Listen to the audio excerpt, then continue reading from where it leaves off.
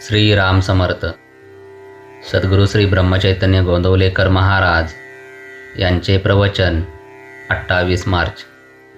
भगवंताची स्मृती आणि कर्तव्याची जागृती. प्रत्येक मनुष्य बोलताना मी आणि माझे अशा भाषेत बोलत असतो. म्हणजे प्रत्येक व्यक्तीला ह्या दोन बाबतीत काही कर्तव्ये असतात. माझे या शब्दात शरीर आणि तत्संबंधी सर्व गोष्टी येतात. आयुष्यात मीचे कर्तव्य परमेश्वर प्राप्ती हे आहे आणि देहाचे कर्तव्य देहाशी संबंधित असलेल्या प्रत्येक व्यक्तीबद्दलचे असते.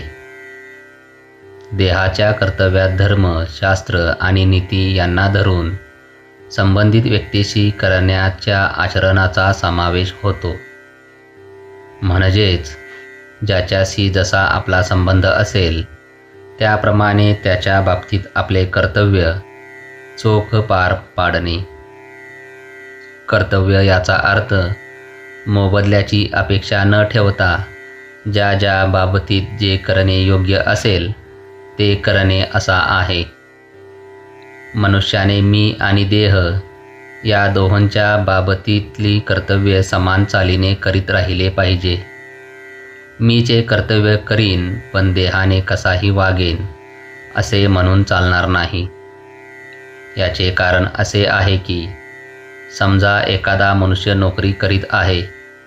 तो ती नोकरी कशाकरिता करतो याचा विचार केला तर असे दिसते की ती नोकरी करायला दुसरे कोणी नव्हते म्हणून तो ती नोकरी करीत नसतो. तर त्या नोकरीतून मिळणारा पैसा कुटुंब रक्षणाकरिता उपयोगी पडेल म्हणून तो ती नोकरी करीत असतो.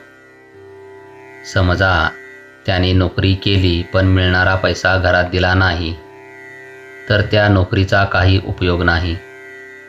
तसे मीचे कर्तव्य म्हणजे भगवंताचे अनुसंधान केले. पण देहाचे कर्तव्य म्हणजे सदाचरण आणि संबंधित व्यक्तीशी असलेली कर्तव्ये न केली तर नोकरी करून पैसे घरी न दिल्यासारखे होईल. म्हणून प्रत्येक व्यक्तीने भगवंताची स्मृती आणि कर्तव्याची जागृती ठेवावी आणि या दृष्टीने आपले कुठे चुकते आहे याचा शोध दर वाढदिवसाच्या निमित्ताने घेऊन प्रत्येकाने आपली उन्नती करून घ्यावी. जेवताना भोवती उदबत्तीचा सुंदर वास आणि तोंडात गोड घास जसा असावा त्याप्रमाणे आपण बाहेर गोड बोलावे आणि आत भगवंताचे गोड नाम घ्यावे. म्हणजेच आपण आत बाहेर गोड असावे. ज्याप्रमाणे एखादा गवई पुष्कळ ताना मारतो पण शेवटी समेवर येतो त्याचप्रमाणे भगवंताजवळ लक्ष ठेवून मग आपण काहीही केले तरी हरकत नाही. समेला विसरून मात्र उपयोग नाही. इथे तबला वाजवणारा भगवंतच आहे म्हणून त्याचा ठेका बरोबर चालतो. ठेक्याप्रमाणे म्हणजे भगवंताच्या ठेक्याला अनुसरून म्हणजेच त्याच्या स्मरणात जो गवई गाईल तो बरोबर मार्गावर राहील आणि शेवटी समेवर येईल. जय जय रघुवीर समर्थ. आजचे बोधवाक्य.